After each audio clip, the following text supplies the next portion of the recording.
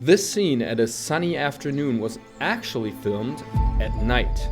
Don't believe me? Well, in this video, I'll show you step by step how I achieved that sunset look by using lighting techniques that will definitely enhance your filmmaking as well.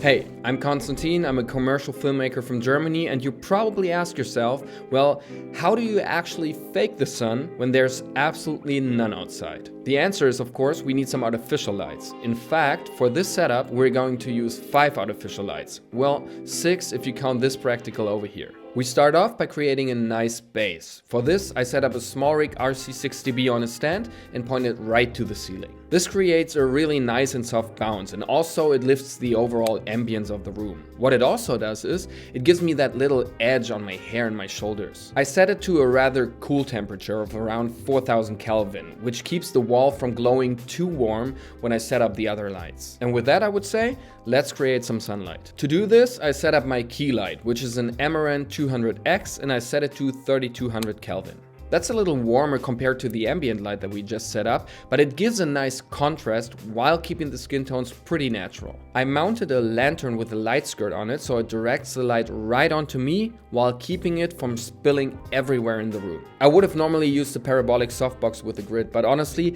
that one was already on and I was just too lazy to switch it. It basically has the same effect though. So that's part of our artificial sunlight, and I think it looks decent already. But honestly, if you ask me, it's missing something. I mean, if you look at it, it could also be a warm tungsten desk lamp or something. So we need something punchier to make the sun coming through the windows more believable. And this is where this little game changer comes in. And this is honestly something that I haven't done before when it came to lighting people. So I set up another SmallRig RC60B. This time though, I set it to 2700 Kelvin and made it throw a hard light beam onto myself and the desk. In my opinion, this hard edge definitely looks like sunlight, and with that, it looks way more believable than before. I just wanted to create the illusion of hard sunlight hitting some objects in the room. I really like that kind of layered lighting, so really hard light on my body and the desk and really soft on my skin, which basically makes it very cinematic and easy to look at. To double down on my artificial sunlight and make it feel like it's bouncing around the room, I added some more with the light tube that I also set to 2700 Kelvin, and I made sure that the light hit the plant on the left side of the frame. It's one of those little background lights that make the whole thing feel even more natural. Sometimes to really sell the look though, I use projectors and window gobos and throw them onto the walls in the background. In this case, I set up an Amaranth 200XS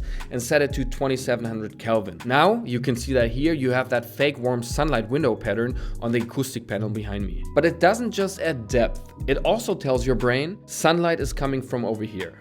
Last but not least, I turn on this little practical on top of the cabinet in the background. It doesn't really affect the overall lighting setup, it just adds more depth and vibe to the scene. As always, to create some nice contrast and shape in a 3-dimensional way to my face, I also set up a negative fill on the right side of the frame. It just makes it feel moodier and more afternoon sun-like. There's just one thing missing that makes it even more cinematic and film-like, and that is haze. So I filled the background with a little bit of haze. Well, I actually used a little too much, but this just makes the overall picture much softer and it adds more depth, especially to the sunlight areas. So as you can see, it took me a few steps to get where I wanted to be. But what do you think? Did it fool you into believing that the sunlight was real? Tell me in the comments. Alright, I guess I'll see you in the next one. Peace.